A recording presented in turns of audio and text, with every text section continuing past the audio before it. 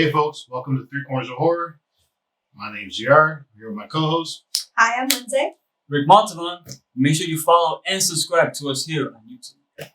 Now, before we get going, better you guys get to know us a little bit more. So, Lindsay, can you tell us a little bit about yourself? Well, I'm 27 years old and I'm a very, very avid horror fan. I don't have skills in any horror genre other than watching them and enjoying them. I look forward to sharing with you guys everything that I enjoy from directors, actors, all different kinds of movies, and just showing you my opinion about things. How about you, Rick? Very similar. Grew up, man, I've been watching horror movies since I could remember. But most of all, I'm more of a fan of like practical effects, 80s horror, especially like I grew up with the Romero movies, so I think I'm more to the old-fashioned type of horror, but I kind of branch out and try and like dabble into a little bit of everything. So always keep an open mind, folks. That's horror. Myself, for me, I've always been a horror fan since the 80s, where you had the big three: Michael Myers, Freddy, and Jason. I was a big John Carpenter's fan, so I kind of followed all his movies, like The Fog. What else? It was quite a few actually.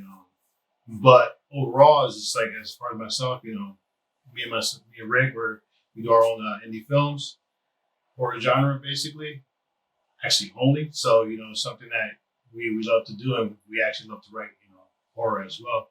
But like, what got you into horror? Honestly, The Evil Dead. Ooh, good The call. original. The original, I saw the remake as well. I love the remake on its own. But I actually had Hulu when Hulu was free with ads. Do you remember when that was a thing?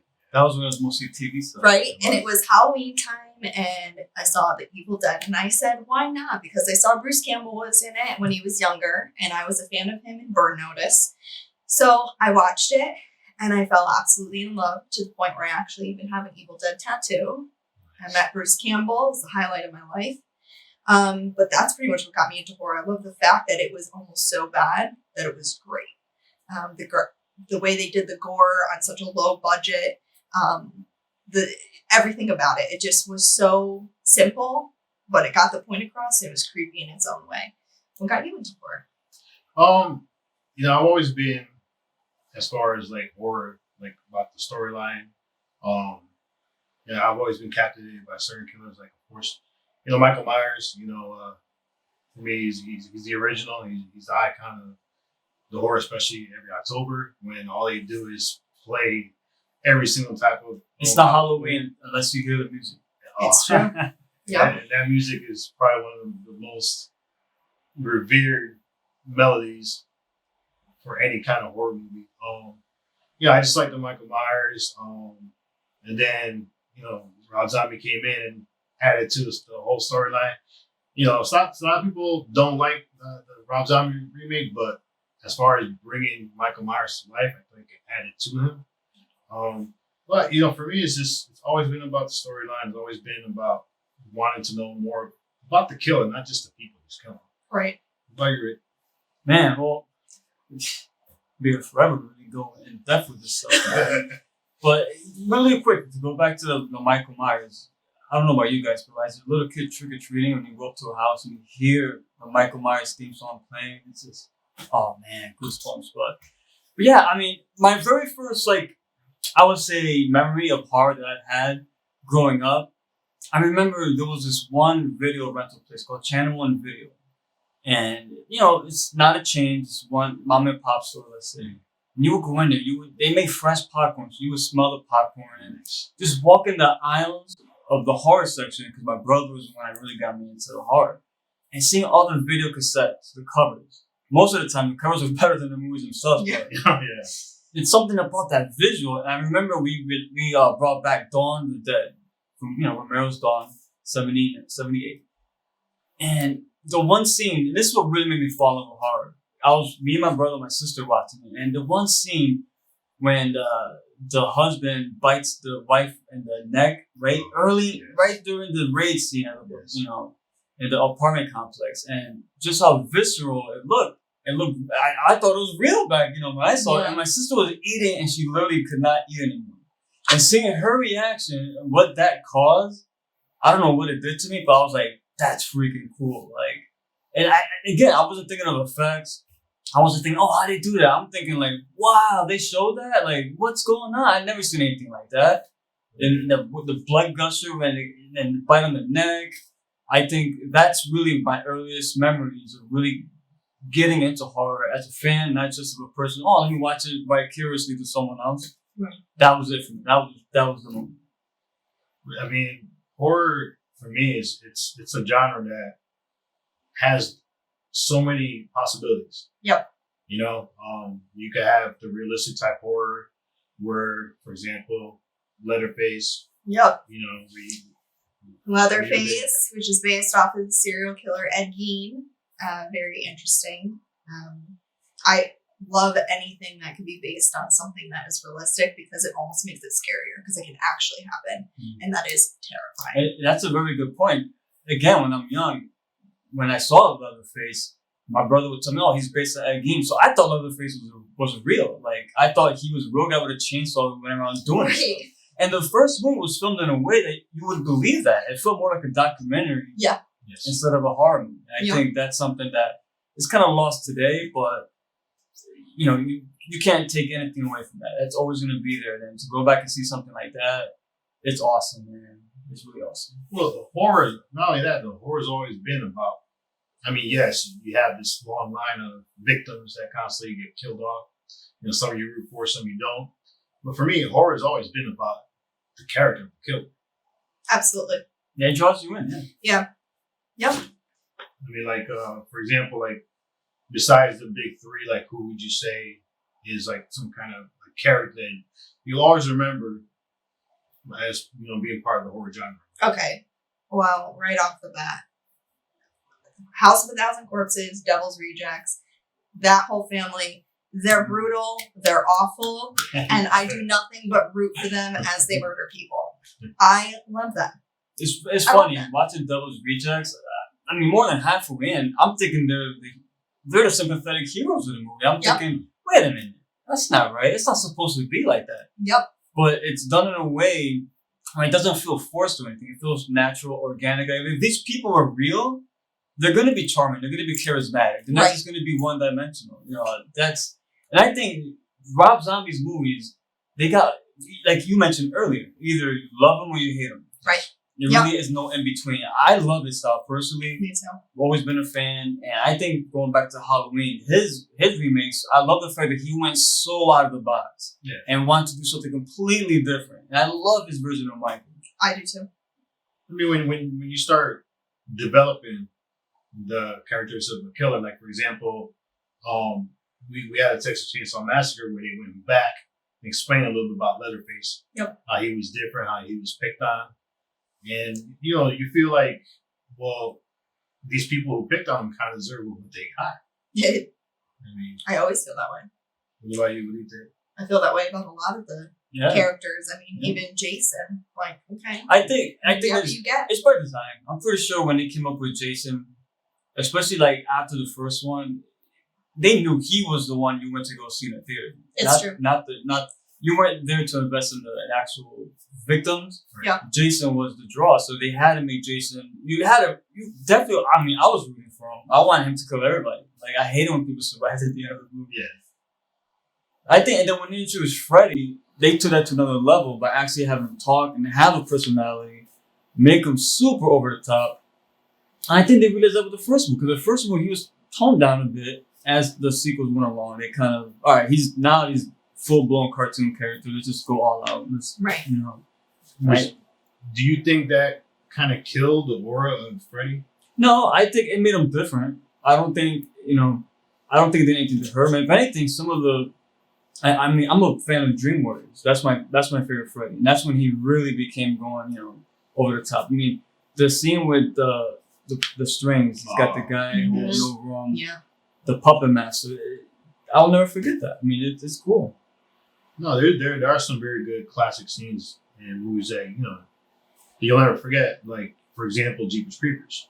Oh my gosh, Jeepers Creepers. I mean, the That- fact that, spoiler alert, the fact that the way the movie ended completely threw you off because here you go thinking that everybody was going to survive.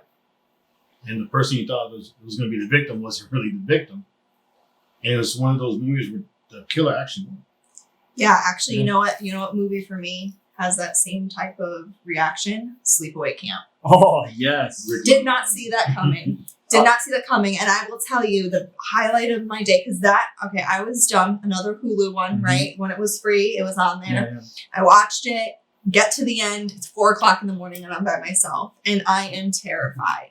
So I luckily got to meet her, Felicia Rose, Nice. at one of the horror cons, and she made the face for me and she actually signed the poster. I hope it didn't scare you too much, because I told her I watched it in the middle of the night and scared myself. I had to go to the bathroom and I'm like, no, I'll wait. I'll wait till the sun comes up. It's fine. But I love that movie. That's the one movie I wish I could go back in time and watch it as a young person. I mean, especially we don't want to get too much of the spoilers. I don't know how we're gonna really go into that right now, but the ending itself, yeah, as a kid seeing that and not really educated into what was really going on, like Right. how was that possible? Like, wait, you know what I'm saying? Yeah. I saw that movie late into my adult life. Honestly, I was never really made aware of it until not too long ago. So Yeah, me too. I mean, great movie, though, That was- classic. I mean, the ending alone, man. Oof. I didn't spoil the ending. Just saying, there No, was an just- ending. And yes. it's quite an If ending. you haven't seen Sleepaway Camp, I don't want to spoil the ending. Go watch it. You've never seen it? I have not seen it He yet. has not seen I it. have not seen it yet. I have it on Blu-ray. Apologize, I have not seen it yet. Thank God I didn't say a spoiler. Well, it is on Shudder, so I'm watching on Oh, Shudder. good. And, Okay. and make sure you watch 2 and 3. I think there's a 4th one. There might be. Yeah, the other ones were They're good too. all good. They're fun. But the first one was just like No, absolutely yeah, awesome. the first one. Well, he showed me the ending, and I was like, "What am I Wild. watching? What am I Wild. watching?" You know. But what I want to talk about too a little bit is like every other genre. You got the action, you got the drama, you got the romance. It's like everything is mimicked from another, from another, from another. There's no real like originality and creativity.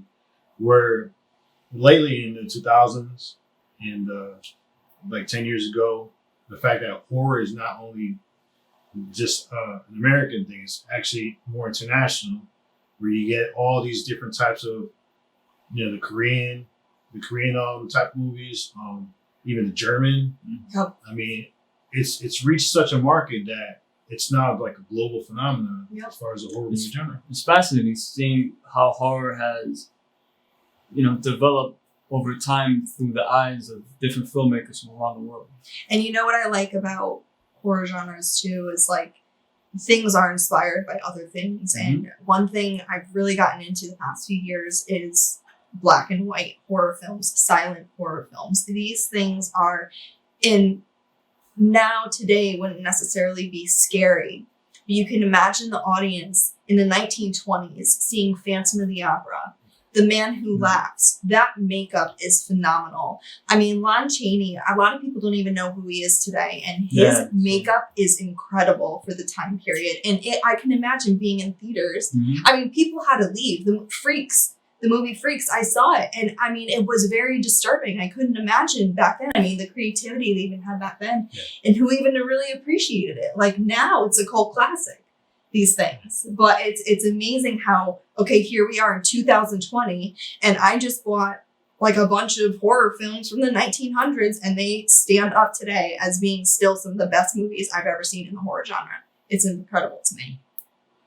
Definitely, those films were made with such a visual appeal to them because, like you said, most of them were silent. There was no dialogue. They weren't telling a story through words. They were telling a story through their actions.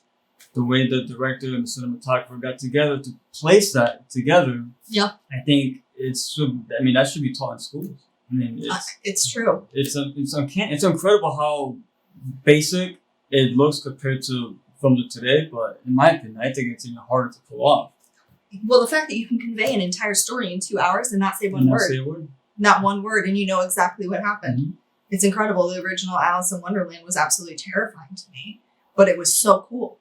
It was so cool. The concept of the unknown. I think Yep. that's always going to be to me more horrifying than seeing somebody just get, obliterated to pieces in front of you. Not that that's bad. I love that too. Oh yeah, definitely, definitely. But it's a totally different feeling to watch. And that. horror too, and that's the genre that it no other genre could do what horror does. It's so expanded. It could be a drama that's horror. It could be something politically influenced that's horror. It could be something that's like comedy. It's horror. Like no other genre could definitely branch out like the way horror does. I mean, it's so many ways to view it, so many ways to enjoy it and consume it. It's that's why I'm personally so passionate about it, because it's, as a person who really wants to get into that field and is learning so much, you're not limited. You're not tied into a sandbox. So you're in a sandbox to play with. You're not pigeonholed to that one particular sandbox. Right. Well, I think the thing too about horror, like a lot of the blockbuster movies at these times, even though I'm more of a fan of it, is it doesn't need an overabundance of CGI to Right. pull off a story. Yep. I mean, yes, you have certain movies like Deep Blue Sea. I just watched Cage recently, or even Crawl, where you have the Crawl was good. CGI, but there's more to the story besides the CGI. A lot of the blockbuster movies, they need the CGI to tell the story. It's true. Thank you for joining us. Join us next week where we're going to talk about the horror movie franchise. The good, The bad. The ugly. we are Three three. corners of horror. Join us next week. Bye.